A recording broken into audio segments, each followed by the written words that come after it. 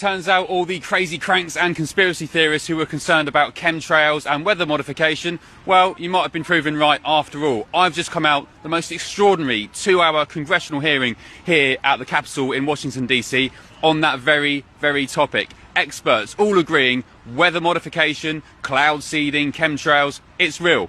Here's what happened. My written testimony goes into detail explaining my decision to join more than 500 other scientists and academics from around the world to call for a solar engineering non-use agreement. I'll just briefly state, first, the understandings are not sufficiently developed to know what the outcomes would be, and unintended consequences are almost certain to happen. Second, our 70-year history with weather modification should give us some humility in thinking that we can understand what the consequences might be. We've been trying to modify the weather for 70 years, and we don't know if we're modifying the weather.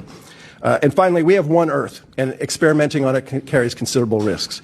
I have likened geoengineering to risky gain-of-function research on viruses with uncertain benefits and catastrophic risks. Now, the federal government has been involved in cloud seeding since the 1940s. Using the planet as a test monkey for emerging technologies poses all sorts of risks. Among these that have been highlighted by the EPA are stratospheric ozone depletion, acid rain, and reduced crop yields. There's also the question of whether such large-scale climate interventions is even necessary given the uncertainties regarding climate change.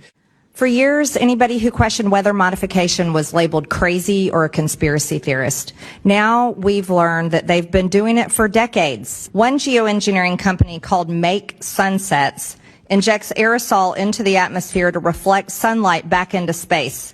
I want to show you their frequently asked questions. Why? It says, unless we reflect sunlight, tens of millions of people will die, and 20% of species may go extinct. These climate activists have come so far that they are actively trying to inject chemicals into the air to block the rays of the sun from hitting the earth. And they want to take away our God-given rights over the earth in order to satisfy their godless climate cult beliefs.